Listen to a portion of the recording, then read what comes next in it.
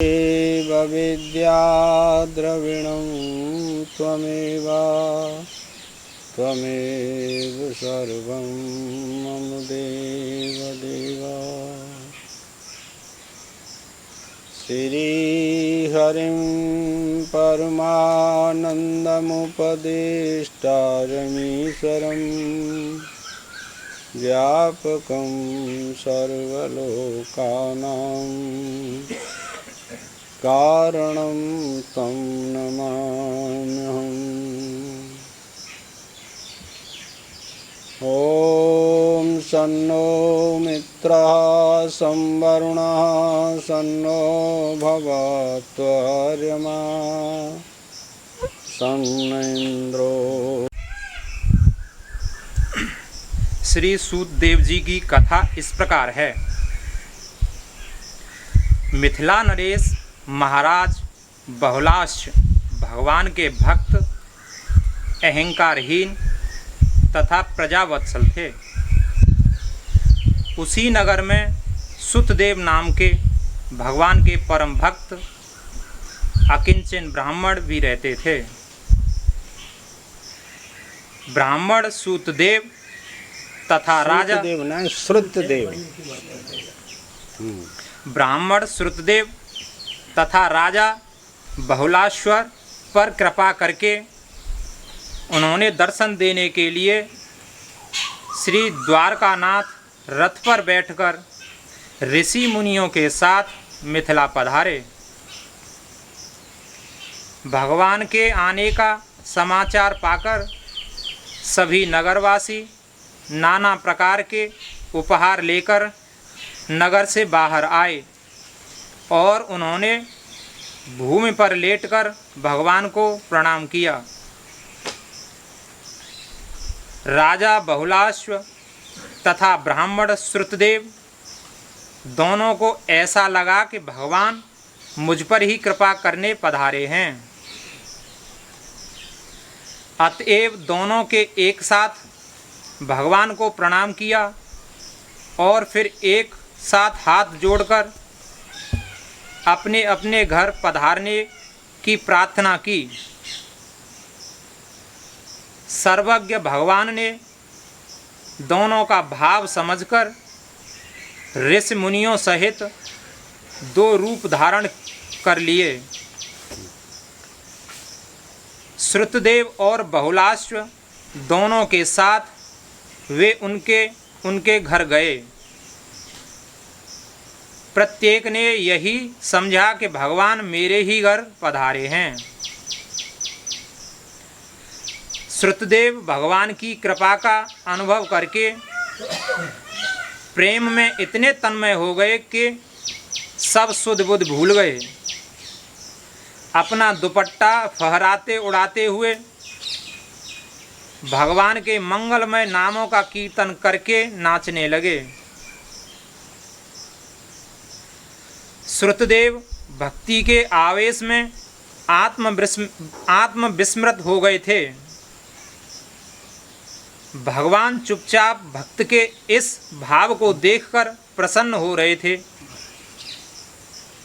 श्रुतदेव जब पूजा करके स्तुति करके कुछ सावधान हुए, तब भगवान ने उन्हें संतों का महात्म्य समझाया और कहा कि संतों की पूजा मुझसे भी अधिक करनी चाहिए।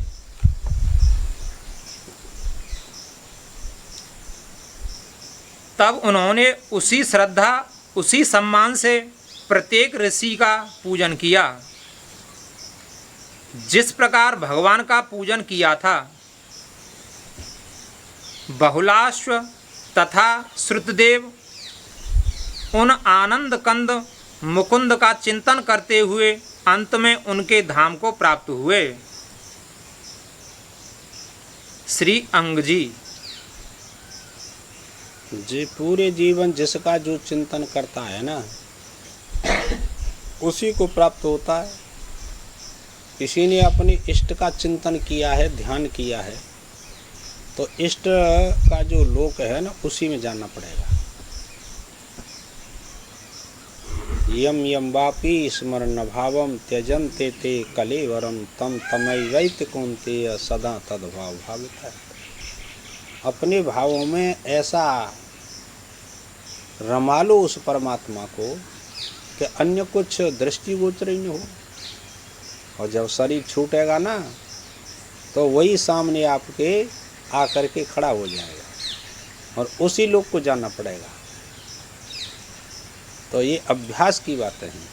अभ्यास किसका करना चाहिए वो बात बताइए।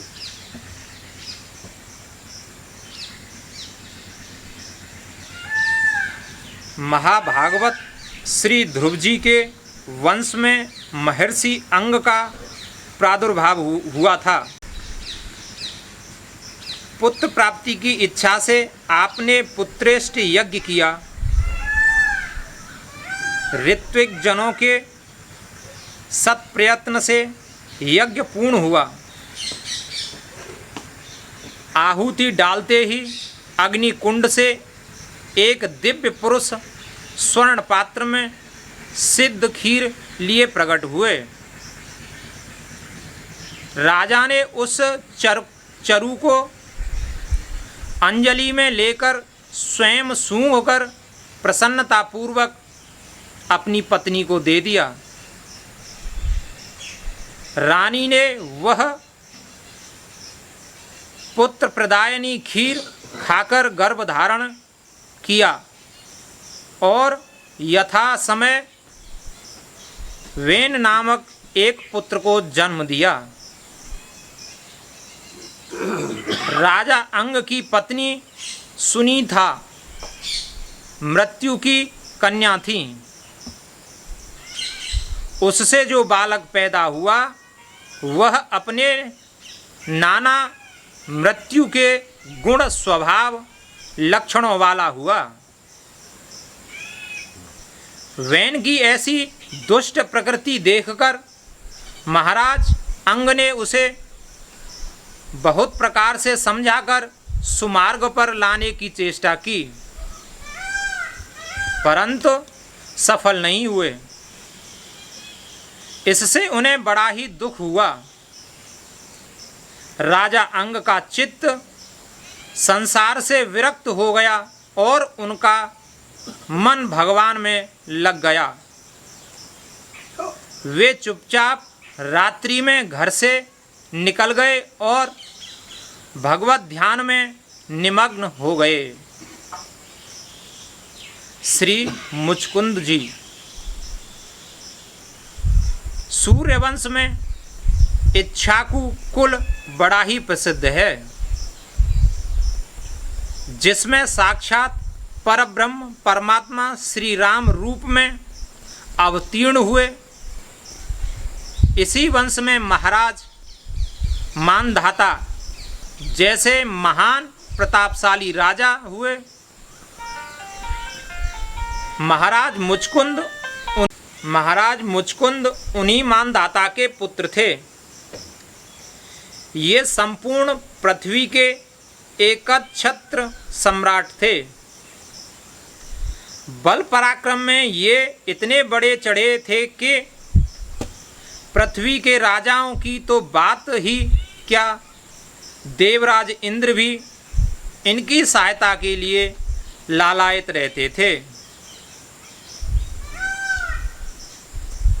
एक बार असुरों ने देवताओं को पराभूत कर दिया। देवता बड़े दुखी हुए। उनके पास कोई योग्य सेनापति नहीं था। अतः उन्होंने महाराज मुचकुंद से सहायता की प्रार्थना की। महाराज ने देवराज की प्रार्थना स्वीकार की और वे बहुत समय तक देवताओं की रक्षा के लिए असुरों से लड़ते रहे। बहुत काल के पश्चात देवताओं को शिवजी के पुत्र स्वामी कार्तिकेय जी योग्य सेनापति मिल गए। तब देवराज इंद्र ने महाराज मुचकुंद से कहा कि राजन, आपने हमारी बड़ी सेवा की अपने स्त्री पुत्रों को छोड़कर आप हमारी रक्षा में लग गए। यहाँ स्वर्ग में जिसे 1 वर्ष कहते हैं, पृथ्वी में उतने ही समय को 307 वर्ष कहते हैं। स्वर्ग के 1 वर्ष और पृथ्वी के 360 वर्ष। 60 है 60 है, हाँ 360 वर्ष। इस प्रकार मुचकुंद जी दैत्यों से इतने दिन तक लड़ते रहे, फिर उनको विजय प्राप्त की। देखिए पहले कितने धर्मात्मा मनुष्य थे कि देवताओं की भी सहायता करते थे, देवताओं से भी बलवान हो गए। वो सत्यवादी थे। सत्य में इतनी ताकत है कि उससे ज़्यादा ताकत बल किसी में नहीं है, पर हम पर सत्य को धारण नहीं किया जाता। सुबह से शाम तक झूठ बोलो, बच्चों का पालन पोषण करना, कोई योग्यता तो नहीं है, पर अब करें क्या, रहा नहीं जाता। इसी को अविद्या कहते हैं। और क्या अविद्या?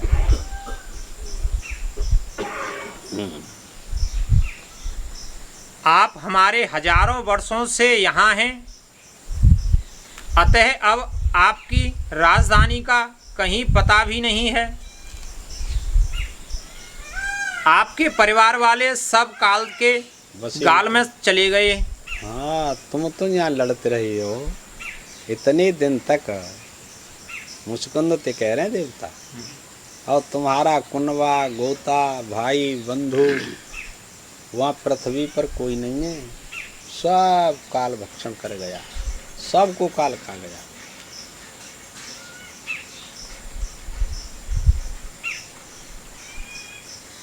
आपके परिवार वाले सब काल के गाल में चले गए। हम आप पर बड़े प्रसन्न हैं। मोक्ष को छोड़कर आप जो कुछ भी वरदान मांगना चाहें मांग लें। हाँ, जो कुछ भी वरदान मांगना चाहें सो आप मांग लें। मोक्ष का वरदान तो हम नहीं दे सकते भाई, और कुछ मांग लें वही दे देंगे। किसी लोग को मांग लो उसी को दे देंगे, कितना भी धन मांग लो उसको, आयु दे देंगे, मोक्ष नहीं, पर मोक्ष नहीं देंगे। मोक्ष मार्ग ऐसा ही है। क्योंकि मोक्ष देना हमारी शक्ति के बाहर की बात है। महाराज को मानवीय बुद्धि ने दबा लिया। स्वर्ग में वे सोए नहीं थे। 1 वर्ष तक स्वर्ग की जो साल होती हैं वो अलग होती हैं। तो 1 वर्ष तक दिन और रात युद्ध हुआ था, तो जागते ही रहे, तो थकान तो होगी। उसी को कह रहे हैं। लड़ते लड़ते बहुत थक भी गए थे। हाँ, अतः उन्होंने कहा, देवराज, मैं यही वरदान मांगता हूँ कि मैं पेट भर सो लूँ। हाँ, बस थकान दूर है जाए, ऐसा ही वरदान दियो। वो कोई जगह आवे नहीं बानी। कोई भी मेरी निंदा में विघ्न न डाले। हाँ, जो मेरी निंदा भंग करे, निंद्रा, हाँ, जो मेरी निंद्रा भंग करे वह तुरंत भस्म हो जाए। एक जा वरदान दे दियो। जगवैया मरे और जाए। हाँ, देवराज ने कहा, ऐसा ही होगा। आप पृथ्वी पर जाकर शयन कीजिए। जो आपको जगाएगा वह तुरंत भस्म हो जाएगा। ऐसा वरदान पाकर महाराज मुचकुंद भारतवर्ष में आकर एक गुफा में सो गए। सोते सोते उन्हें कई युग बीत गए। द्वापर आ गया। भगवान ने यदुवंश में अवतार लिया। उसी समय कालयवन ने मथुरा को घेर लिया। उसे अपने आप ही मरवाने की नियत से और महाराज मुचकुंद पर कृपा करने की इच्छा से भगवान श्री कृष्ण कालियावन के सामने से छिपकर भागे। देखो, जो सर्वज्ञ शक्ति है ना, जो सबकी इच्छा की पूर्ति करती है। भगवान कृष्ण सर्वज्ञ थे, इधर अवतार हो गया, राज्य शासन करने लगे, तो इधर काल और बहुत से दैत्यों ने आक्रमण किया भगवान कृष्ण के ऊपर, तो सभी को अपने हाथों से मार दिया, सेना ने मार दिया। आज काल यवन आया है, बड़ी भारी सेना है, चारों ओर से घेर लिया नगर को। भगवान ने देखा कि मुचकुंद का भी टाइम पूरा हो चुका है सोने का, वो मेरा भक्त है, इधर मैं इसको नहीं मार सकता, तो ये मरना जरूरी है कालयवन। भगवान ने विचार किया कि इसके सामने लड़ू जा करके, और फिर इसके सामने से भाग चलो। ये दैत्य ये मेरा पीछा करेगा, तो भगवान लड़ते लड़ते उसके सामने से झट धर भागे। इसीलिए भगवान कृष्ण को रणछोड़ कहते हैं, कि रण में से भाग गया, ये कैसा कृष्ण है भय के मारे। भगवान भागते जाते हैं और पीछे पीछे काल यवन भागता हुआ चला जा रहा है।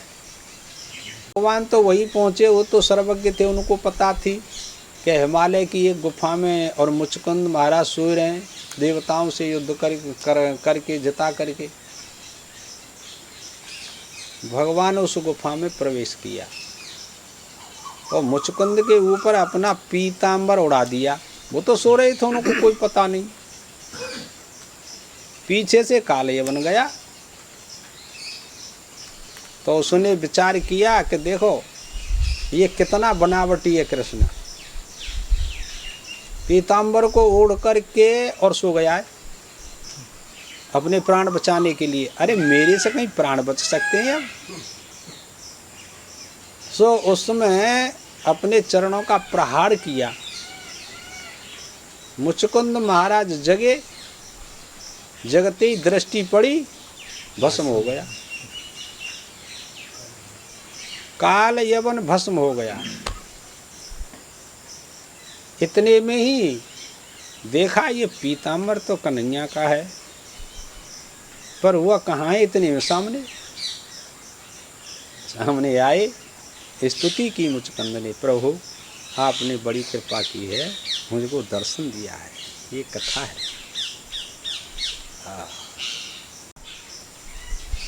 वह भी भगवान को ललकारता हुआ उनके पीछे पैदल ही भागा। भागते भागते भगवान उस गुफा में घुसकर छिप गए, जहां भगवान ने अपना पीतांबर धीरे से उन्हें ओढ़ा दिया और आप छिपकर तमाशा देखने लगे। काल्यावन बल के अभिमान में भरा हुआ गुफा में आया और महाराज मुचकुंद को ही भगवान समझकर जोर से दुपट्टा खींचकर जगाने लगा। महाराज जल्दी से उठे। सामने काल्यावन खड़ा था। दृष्टि पड़ते ही वह जलकर भस्म हो गया। अब तो महाराज इधर उधर देखने लगे। भगवान के तेज से संपूर्ण गुफा जगमगा रही थी।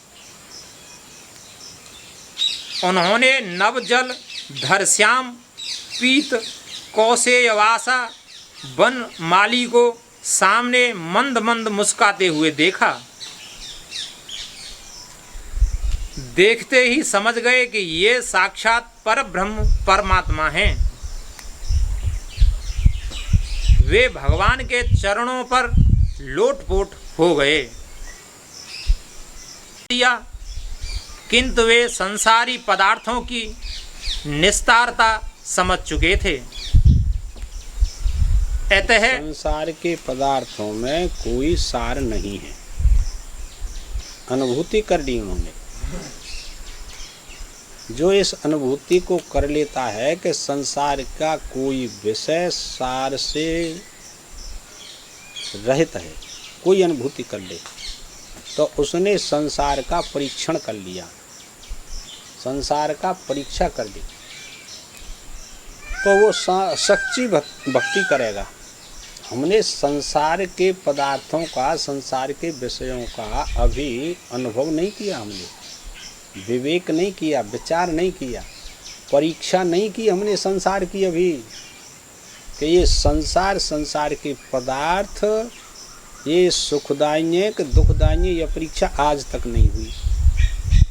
इसीलिए जन्म पर जन्म, जन्म पर जन्म होते चले आ रहे हैं। जो इसकी परीक्षा कर लेता है, परीक्षलोकान कर्म चितान, ये कर्म से बना संसार है, तो कर्म की भी परीक्षा हो जाती है कि इससे ही जन्म होता है। और जब परीक्षा कर ली तो फिर इसमें प्रवृत्त कैसे होगा? उसको संग्रह की क्या आवश्यकता है? राग द्वेष की उसको क्या आवश्यकता है? देखिए, दो प्रकार से कर्म होता है कि एक तो होता है अविद्या की वृत्ति को लेकर के कर्म, और एक होता है ब्रह्म बुद्धि से कर्म। जो ब्रह्म बुद्धि से कर्म करता है वह अकर्म ही होता है। ये अकर्म का लक्षण है। गीता पढ़िए। ब्रह्म बुद्धि से कर्म करेगा वो अकर्म होगा। पहले ये देखना, प्रत्येक पदार्थ, गीता में लिखा है, प्रत्येक पदार्थ को ब्रह्म रूप करके देखेगा, वो क्रिया भी ब्रह्म रूप करके ही करेगा। इसीलिए वह ब्रह्म बुद्धि से कर्म करता है, उसी को अकर्म कहते हैं। ब्रह्मा अर्पणम हविर ब्रह्माग्नौ ब्रह्मणाहुतम ब्रह्मैव तेन गंतव्यम ब्रह्म कर्म समान। इस श्लोक के अर्थ में आप देखना कि वह अकर्म होता है। जो कुछ कर रहा है वह भी ब्रह्म है, जो क्रिया हो रही है वह भी ब्रह्म है, जो आहुति दी जा रही है वह भी ब्रह्म है, अग्नि भी ब्रह्म है, सुरभा भी ब्रह्म है। उसकी ऐसी तदाकार वृत्ति होती है कि ब्रह्म के अतिरिक्त वह अन्यथा कोई भी अपने विचार में वस्तु नहीं लाता। इसीलिए इसको अकर्म कहते हैं। पढ़ लेना। अतः उन्होंने कोई भी सांसारिक वर नहीं मांगा। उन्होंने यही कहा, प्रभु मुझे देना हो तो अपनी भक्ति दीजिए, जिससे मैं सच्ची लगन के साथ भली भांति आपकी उपासना कर सकूं। मैं श्री चरणों की भली भांति भक्ति कर सकूं, ऐसा वरदान दीजिए। भगवान ने कहा, अब तुम अगले जन्म में ब्राह्मण होगे, सर्व जीवों में समान दृष्टि वाले होगे, तब मेरी जी खोलकर अनन्य उपासना करना। वरदान देकर भगवान अंतर्ध्यान हो गए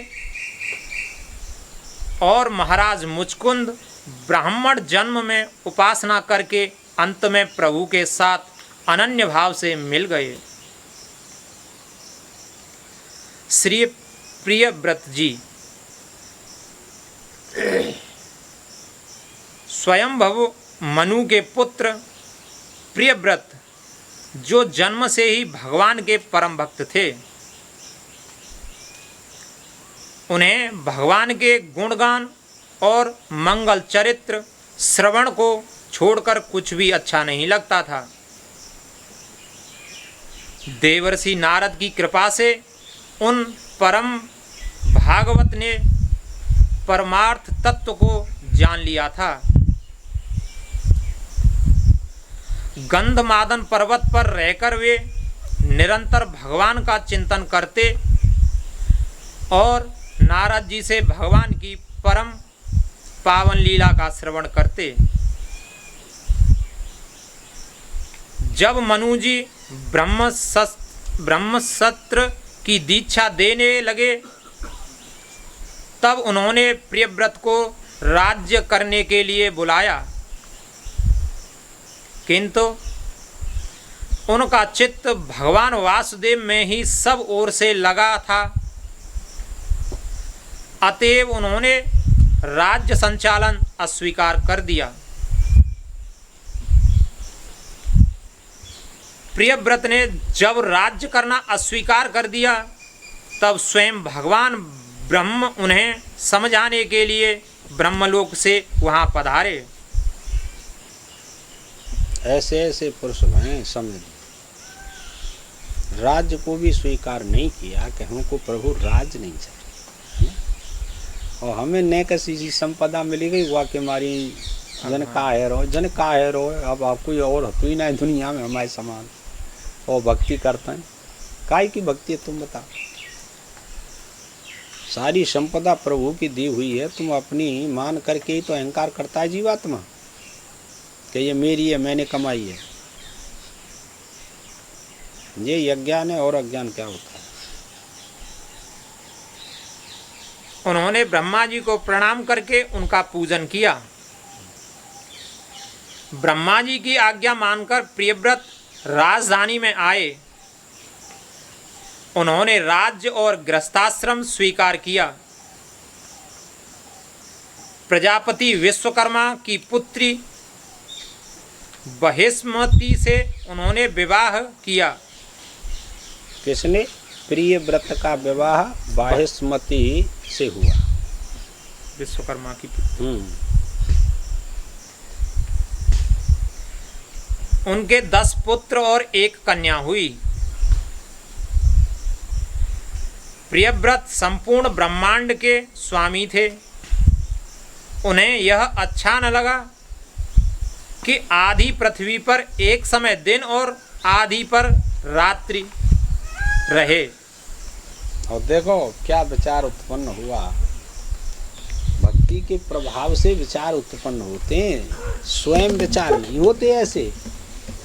इतना उनका पुण्य था राजा प्रियव्रत का कि सूर्य भगवान निकलते हैं तो आधी पृथ्वी पर तो रात्रि रहती है और आधी पर रहता है दिन। तो उनको ऐसा अच्छा नहीं लगा। उनका विचार था कि सारी पृथ्वी पर दिन ही दिन हो, ऐसा विचार उत्पन्न हुआ। तो अब देखो क्या करते हैं। मैं रात्रि को भी दिन बना दूंगा। आई न बात का है। यह सोचकर अपने ज्योतिर्मय दिव्य रथ पर बैठकर वे सूर्य रथ की गति के समान ही वेग से रात्रि वाले भाग में यात्रा करने लगे। अच्छा, जहाँ रात्रि थी अपने रथ में बैठ कर के उसकी यात्रा की पृथ्वी की। इस प्रकार 7 दिन रात्रि में वे घूमते रहे और उतने काल उन्होंने पूरे भूमंडल पर दिन के समान प्रकाश बनाए रखा। जैसे सूर्य का प्रकाश होता है ना आधी पृथ्वी पर, ऐसे ही रात्रि में सूर्य के समान अपने प्रभाव से, अपने तेज के प्रभाव से, भक्ति के प्रभाव से, योग के प्रभाव से, ज्ञान के प्रभाव से ऐसा ही प्रकाश हुआ। रात्रि समाप्त कर दी।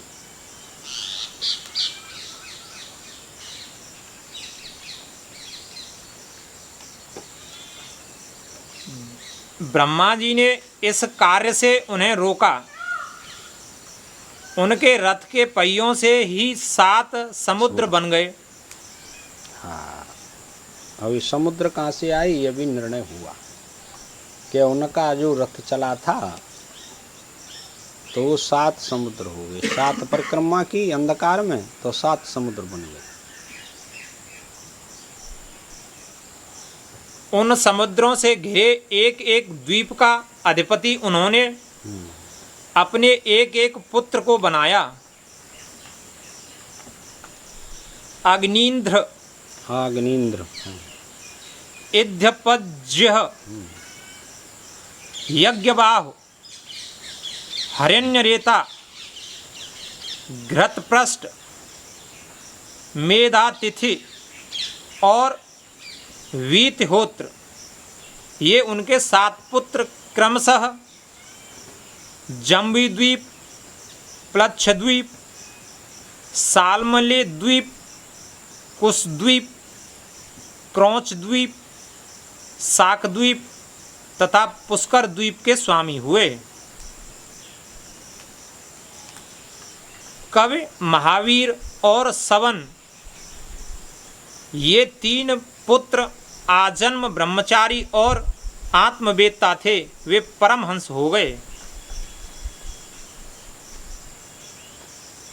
इतना बड़ा अखंड साम्राज्य, पूरे भूमंडल का ऐश्वर्य, पुत्र पुत्री, स्त्री आदि समस्त सुख और स्वर्गादि लोकों के लोकपाल भी मित्र हो गए थे। किंतु भगवान के परम भक्त प्रियव्रत को इन सब का तनिक भी मोह नहीं था। पुत्रों को राज्य देकर वे संपूर्ण ऐश्वर्य का त्याग करके फिर गंधमादन पर नारद जी के पास चले गए। ऐश्वर्य का यदि अहंकार हो जाए अपने ऐश्वर्य का किसी को, तो माया उसे जकड़ लेती है। अहंकार होना ही माया है।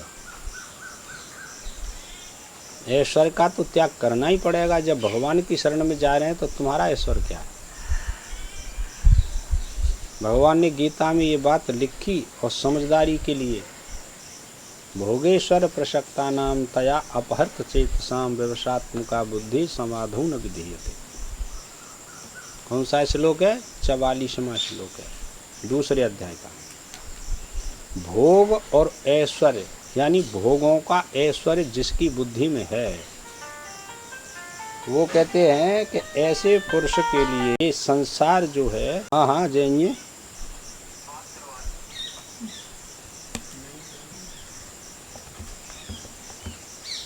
हाँ जी,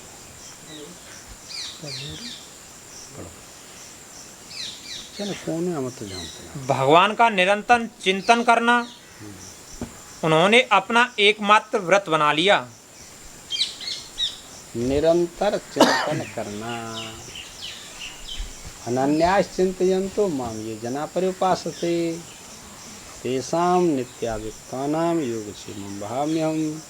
भगवान कह रहे हैं तेरे, आपको विश्वास है गीता का? विश्वास होता तो अन्य भाव से चिंतन करते, मैं भी करता, तुम भी करते। विश्वास नहीं है कि कृष्ण की कही हुई बात बिल्कुल सत्य 100%, ये नहीं अभी तक बुद्धि में आई, तो अनन्य भाव से चिंतन क्यों नहीं करते? योगक्षेमं वहाम्यहम्। आपके शरीर की रक्षा इच्छा सभी पूर्ति तो परमात्मा करेगा ना। बिल्कुल फैसला है। इसीलिए हमको विश्वास नहीं, न रामायण को विश्वास, न गीता को विश्वास, न भागवत को, न वेदों का विश्वास। विश्वास कहाँ है? विश्वास फलदायक हो, विश्वास ही फल देने वाला होता है। श्रद्धा ही फल देती है, और श्रद्धा आती ना है, वैसी यही बनावटी श्रद्धा है हमारी। तेरा तुझको अर्पण, और क्या लागे मेरा, मंदिर में तो खूब कह रहे और घर आके मारा पीटा कर दे, क्यों के इतना काम बिगाड़ दो। लियो साहब, अब तो मानो कह रो भगवान को सब अपनो मान लो। ये विचार दृष्टि है। विचार दृष्टि से ही संसार की निवृत्ति होगी, अन्यथा नहीं होगी। तुंज जान नहीं हो।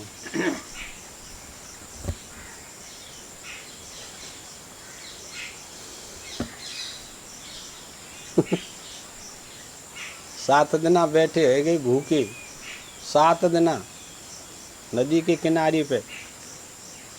यूँ कह दे तू खवावेगो तो खाऊंगा नहीं, मैं ना खा रहे। 7वें दिन थारी में भोजन लेकर के सीता माता स्वयं आई के ले खाए ले काई मर रहो है।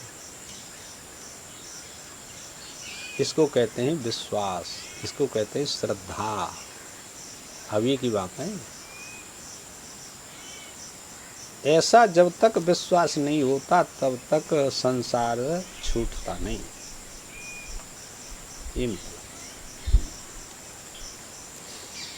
परम पुरुष भगवान के अनंत सुधा सिंधु में जिनका चित्त निमग्न हो गया है, वे धन्य भाग्य भगवत भक्त ही ऐसा त्याग कर सकते हैं। जो वास्तविक भगवान के सच्चे भक्त हैं, वो अपने अहंकार का त्याग कर सकते हैं, स्त्री का त्याग कर सकते हैं, बच्चों का त्याग, धन का त्याग। सच्चे भक्त ही तो करते हैं, बनावटी थोड़ा ही करता है। हम बनावटी नहीं कर सकते। और ये जो दृढ़ निश्चय होता है ना, ये बुद्धि का होता है। और बुद्धि में प्रकाश बिना पुण्यों के लाला होता नहीं। पुण्य कर्म कीजिए तो बुद्धि में सामर्थ्य आएगी त्याग करने की, वो बल मिलेगा। अब तो बुद्धि कमजोर है। क्यों? विषयों का सेवन करती है, विषय बिल्कुल फिट है वहाँ में। नेक देर हम घबरा जाते हैं, नेक आपत्ति आवे झटरो भी लगे जाते हैं। क्यों? कि अपनो मान राखे जो भी तो हम रो रहे हैं। भाई कोई हानि होगी तो अपना मान लिया है तभी तो रोएंगे। और जब प्रभु का मान लिया तो उसका न वो कुछ भी करे, फिर रोने से क्या लेना देना? तुम बता। ये भक्ति की बात है, प्रधानता है। श्री पृथु जी। महाराज पृथु भगवान विष्णु के अंशावतार थे। वे आदिराज कहे जाते थे। उनके द्वारा ही पृथ्वी पर ग्राम, नगर, कृषि, भूमि आदि का निर्धारण हुआ। उन्हीं के नाम पर इस धरित्री को पृथ्वी कहा जाने लगा। इनका चरित्र 56 पृष्ठ संख्या 547 पर दिया गया है। महाराज परीक्षित सुभद्रा कुमार अभिमन्यु की पत्नी महाराज विराट की पुत्री उत्तरा गर्भवती थी।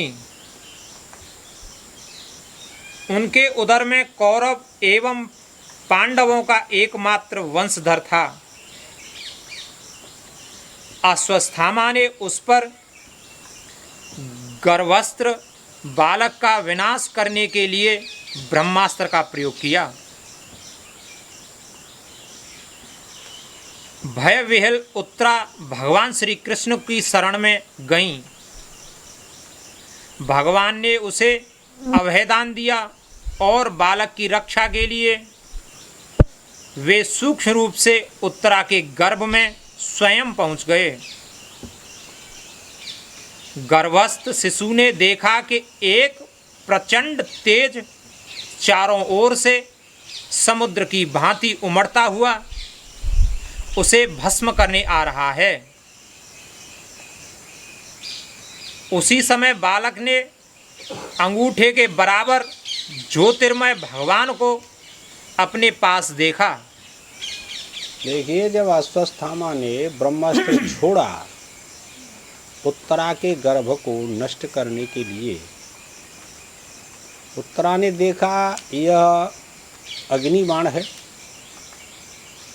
जलता हुआ मेरी तरफ आ रहा है, मेरे को भस्म करेगा। उत्तरा भगवान कृष्ण की तरफ दौड़ने लगी। पाहिमाम पाहिमाम, मेरी हे प्रभु रक्षा करो रक्षा करो। उसने कहा क्या बात है? कि ये बाण आ रहा है, लोह के समान प्रचंड अग्नि है, भस्म कर देगा। भगवान ने कहा कोई बात नहीं, आने दो। उसको शांत किया और भगवान ने सूक्ष्म स्वरूप धारण करके गर्भ में प्रवेश किया। परीक्षित उस सूक्ष्म शरीर को, भगवान की आकृति को देख करके बड़ा प्रसन्न हुआ और शांत हो गया। तो हो इतनी सुंदर मनमोहन मूर्ति है, मेरा भी मन मोहित कर लिया है। तो उसको शांत कर दिया भगवान ने। उसके बाद फिर उसका जन्म होता है।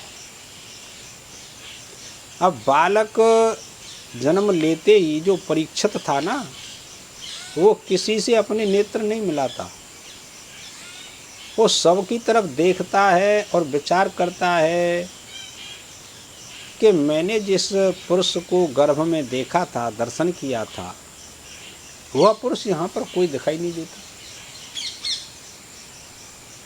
कि कोई था ही नहीं ऐसा।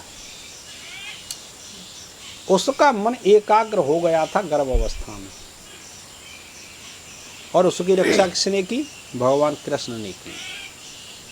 वो अनन्य भक्त था परीक्षित, ऐसे थोड़ा ही है, तभी तो दर्शन दिया गर्भ में। आज भी स्वप्न अवस्था में कोई प्रभु के विग्रह का दर्शन करता है तो वो श्रेष्ठ भक्त ही कर सकता है, सभी नहीं कर सकते स्वप्न में दर्शन। अनेक प्रकार के स्वप्न होंगे पर भगवान का स्वप्न नहीं आता। क्या आता है? आएगा तो वो मंगलकारी होगा, ये लिखा है। और वेदांत पढ़ने वाले जागृत और स्वप्न की एक स्थिति मानते हैं, तो वो प्रातिभाषिक सत्ता ही है। ये व्यवहारिक सत्ता को भी प्रातिभाषिक सत्ता मान लेते हैं कि जैसे स्वप्न की सत्ता है ऐसे ही व्यवहार की सत्ता है, और उसमें हमने दर्शन किया भगवान के विग्रह का, यह भी एक मंगलकारी होता है। भगवान अपने कमल नेत्रों से बालक को स्नेहपूर्वक देख रहे थे। उनके सुंदर श्याम वर्ण पर पीतांबर की अद्भुत शोभा थी। उनकी 4 भुजाएं थीं और उनमें शंख, चक्र, गदा, पद्म थे। अपनी गदा को उल्का के समान चारों ओर शीघ्रता से घुमाकर भगवान उस उमड़ते आते अस्त्र तेज को बारंबार नष्ट करते जा रहे थे। बालक 10 महीने तक भगवान को देखता रहा। वह सोचता ही रहा, ये कौन हैं? जन्म का समय आने पर भगवान वहां से अदृश्य हो गए। बालक मृत सा उत्पन्न हुआ, क्योंकि जन्म के समय उस पर ब्रह्मास्त्र का प्रभाव पड़ गया था। तुरंत श्री कृष्णचंद्र प्रसूति का गृह में गए और उन्होंने उस शिशु को जीवित कर दिया। यही बालक परीक्षित के नाम से प्रसिद्ध हुआ। जब परीक्षित बड़े हुए, पांडवों ने उन्हें राज्य सौंप दिया और स्वयं हिमालय पर चले गए।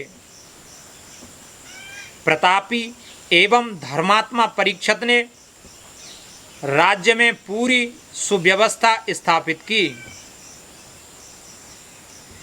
एक दिन आखेट करते हुए परीक्षित वन में भटक गए। भूख और प्यास से व्याकुल वे एक ऋषि के आश्रम में पहुँचे। ऋषि उस समय ध्यानस्थ थे। राजा ने उनसे जल मांगा, पुकारा, पर ऋषि को कुछ पता नहीं लगा। राजा को लगा कि जानबूझकर ये मुनि मेरा अपमान करते हैं। पास में ही एक मरा सर्प पड़ा था। उन्होंने उसे धनुष से उठाकर ऋषि के गले में डाला। यह परीक्षा करने के लिए कि ऋषि ध्यानस्थ हैं या नहीं। और फिर वे राजधानी लौट गए। बालकों के साथ खेलते हुए उन ऋषि के तेजस्वी पुत्र ने जब यह समाचार पाया तब श्राप दे दिया, इस दुष्ट राजा को आज से 7वें दिन तक्षक काट लेगा। किसने श्राप दिया? वो थे समीक ऋषि। उनके पुत्र का नाम था श्रृंगी। तो श्रृंगी ने श्राप दिया कि 7वें दिन तक्षक नाग तेरे को दंशित करेगा। क्यों? मेरे पिता के गले में मरा हुआ सर्प डाला तैने। ये तो साफ हुआ, लेकिन उनको अवगत कराना था ना। साप दिया तो कोई बात नहीं, पर राजा को सूचना तो देनी थी ना, समीक ऋषि को, कि मेरे पुत्र ने आपको ऐसा साप दिया है। पर ये सूचना भी नहीं दी, ये गलती की उन्होंने। जिसके राज उसका पूरा अधिकार होता है अब भी।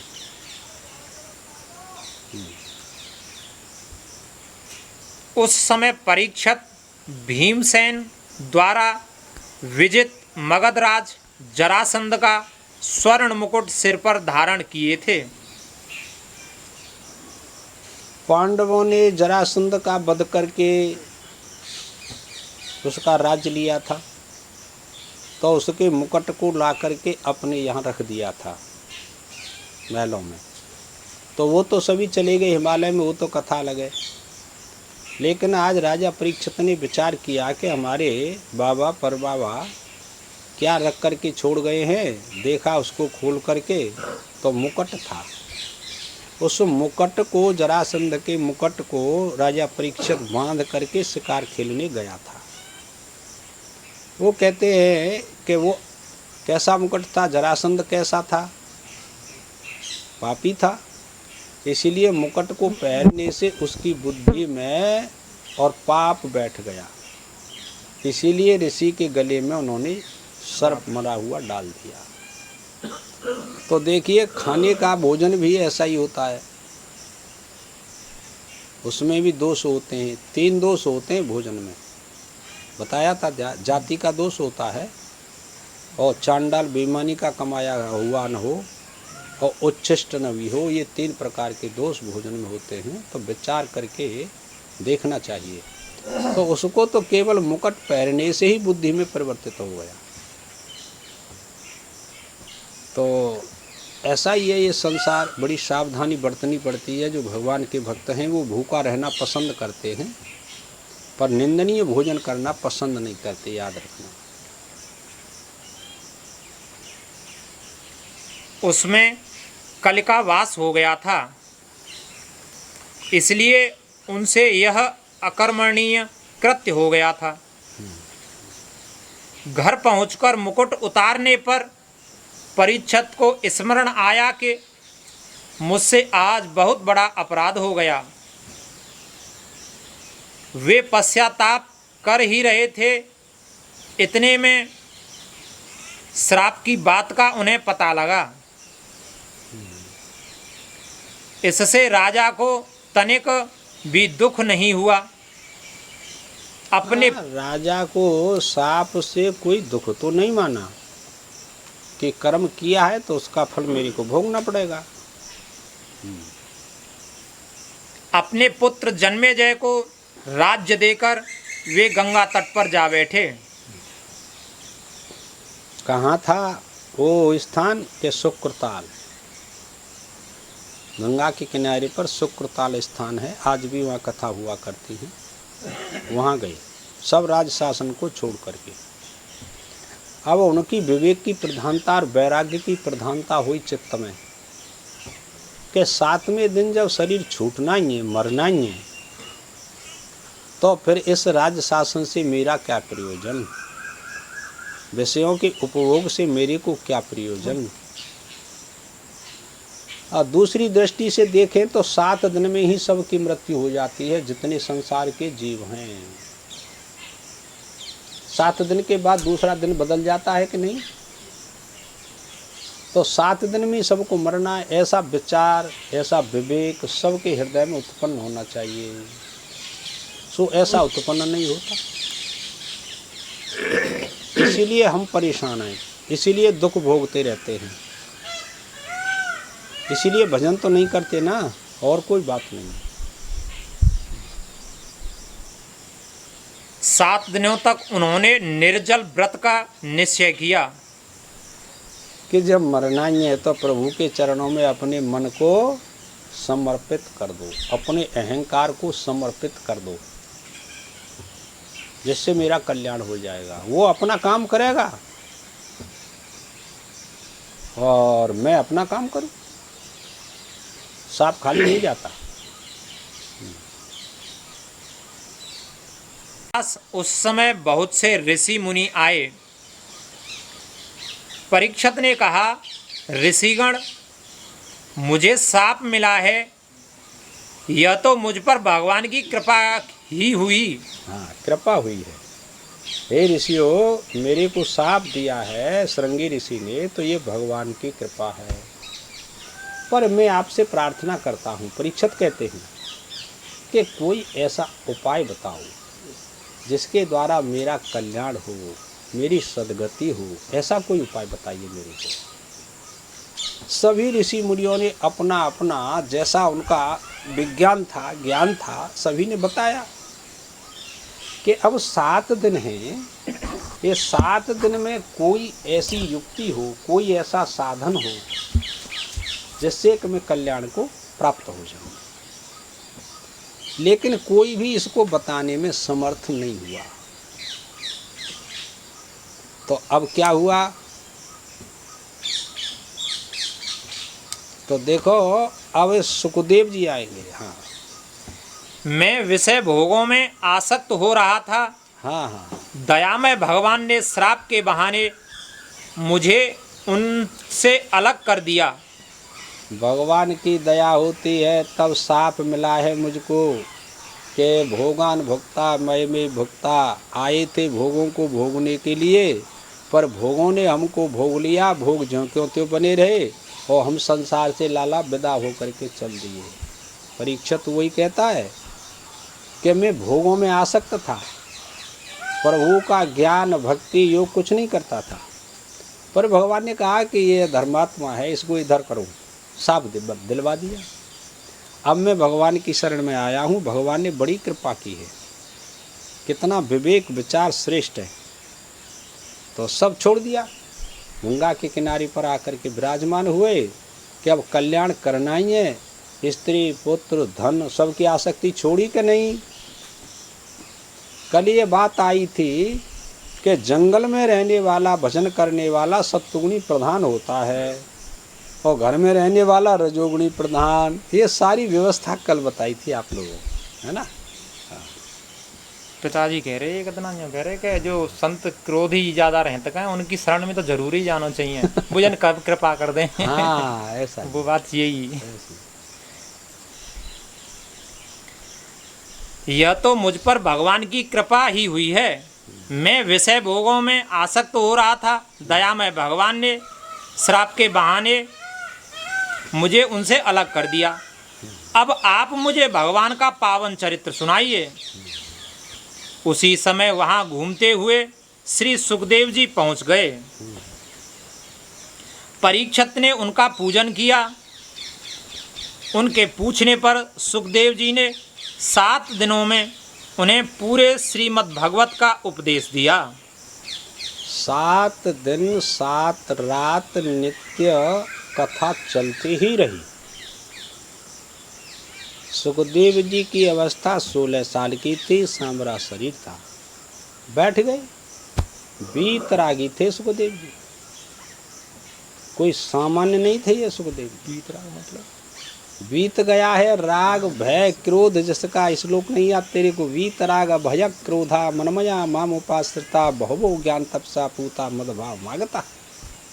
सुखदेव जी कहते हैं, राजन क्या इच्छा है तेरी? कि महाराज इच्छा यह है कि 7वें दिन तक्षक नाग आएगा और मेरे को दंशित करेगा और मैं मर जाऊंगा। तो मेरे को भय लग रहा है, मरने का भय है मेरे को, और मुझको नरक में जाना पड़ेगा। तब श्री सुखदेव जी महाराज ने उसको उपदेश किया इस आत्मज्ञान का। त्वं तो तेरा जन्मरिष्येति पशु बुद्धिमिमं जहि। इसी स्कंद का श्लोक है भागवत का। अरे राजन, तेरे को जो ऐसा निश्चय हुआ है कि मर जाऊंगा, ये तेरी पशु बुद्धि है। पशु बुद्धि कैसी? क्या तमोगुण प्रधान होते हैं पशु, और तेरा शरीर में अध्यास है, इसीलिए तू शरीर को आत्मा मान रहा है कि मर जाऊंगा। शरीर तो अब नहीं, 100 साल पीछे मरेगा, और जीवात्मा कभी मरता नहीं, जन्म नहीं लेता। ये तेरे को अध्यास हो रहा है। देखिए, सबसे बड़ा विचार विवेक क्या है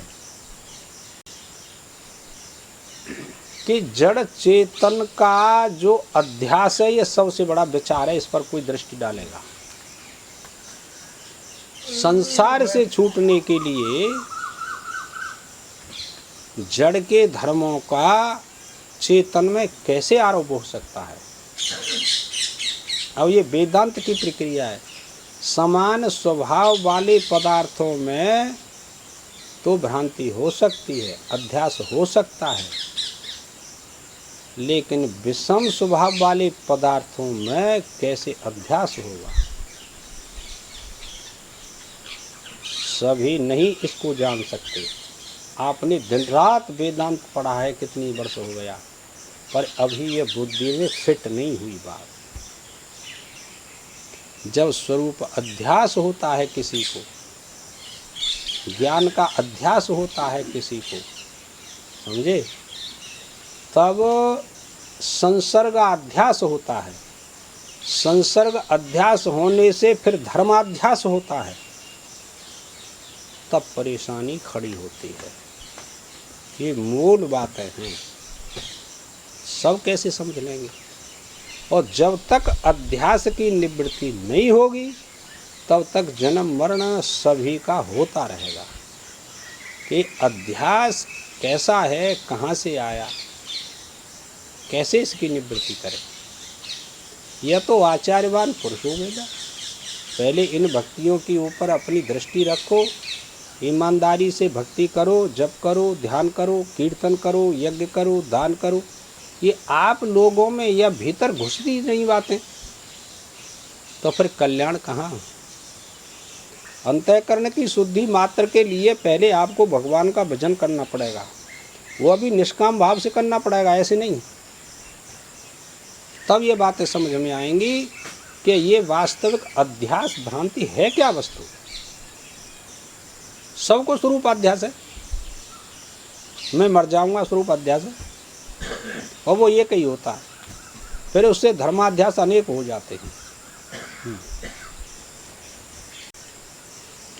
तक्षक ने आकर उन्हें काटा और उसके विष से उनकी देह भस्म हो गई। जैसे ही तक्षक नाग ने दंशित किया उनके शरीर को, उससे पहले ही सुखदेव जी के ज्ञान दृष्टि से वो पहले ही शरीर को छोड़ करके चले गए, और शरीर ज्यों का त्यों पड़ा रहा, बैठा रहा।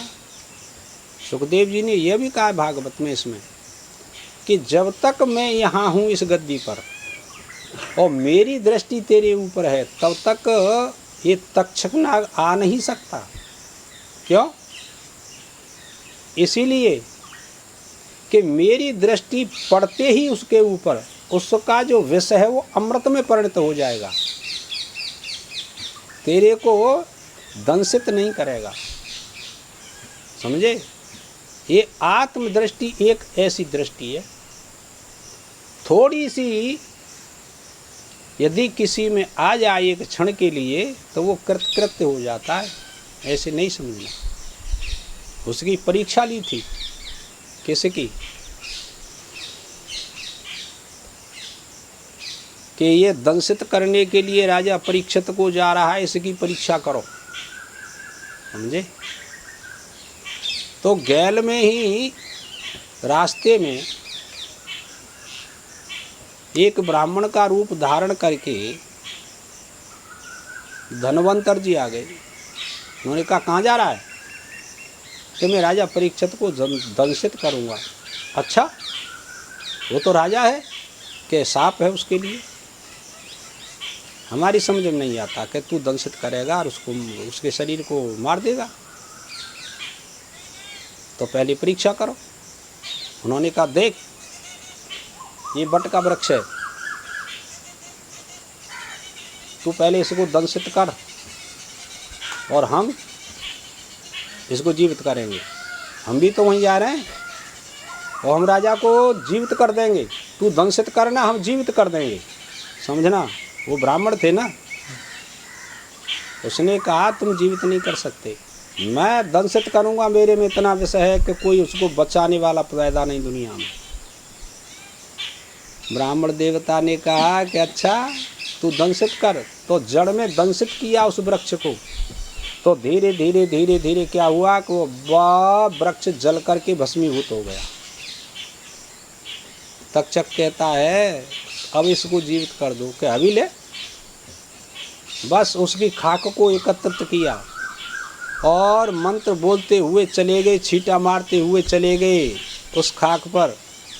धीरे धीरे अंकुर निकला उसमें से, फिर धीरे धीरे मंत्र बोलते हुए चले गए, फिर धीरे धीरे पूरा वृक्ष ज्यों का त्यों हरा भरा हो गया। इसको देख करके तक्षक अवाक रह गया कि ओहो, ये राजा को मरने नहीं देगा। तक्षक ने कहा कि तुम वापस हो जाओ। कि वापस क्यों हो जाए, राजा है, धर्मात्मा है, प्रजा का पालन करेगा, वापस नहीं होंगे।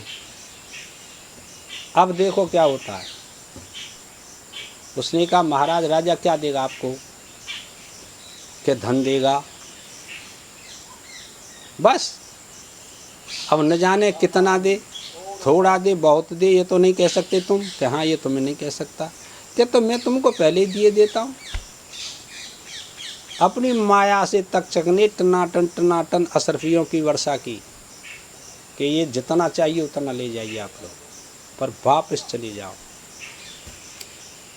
क्या समझे, इस प्रसंग से यह ज्ञात होता है कि ब्राह्मण देवता के मन में लोभ आ गया कि राजा तो दे न दे, अब यहाँ प्रत्यक्ष प्राप्त हो रहा है। गठरी में बांधा और वापस चले गई। इससे यह सिद्ध होता है कि अघटित घटना पट्टीयसी, माया इतनी प्रबल है कि अघटित घटना को भी घटित कर देती है। क्या समझे, ये ऐसा ही संसार है। माया से छूटने के लिए अनन्य भाव से शरण लो प्रभु की, तब तो आपके ऊपर से पर्दा हट जाएगा। अन्यथा कितने आए कितने चले गए, अपने व्यवहार को करते रहिए। ये संसार ऐसा ही है, इसमें किसी का कोई ठिकाना नहीं, न किसी का किसी से कोई संबंध है। बताओ है संबंध? नहीं, पर जबरन मान रखा है आप लोगों ने संबंध कि मेरी चलेगी दूसरे की चलेगी ना। ले आए गए चक्कर में माया के में, वो कहते हैं चलियो अगा रखो, उनका पाँव धरे मैं देखूँ तो कैसा है, झटपटक मार देते।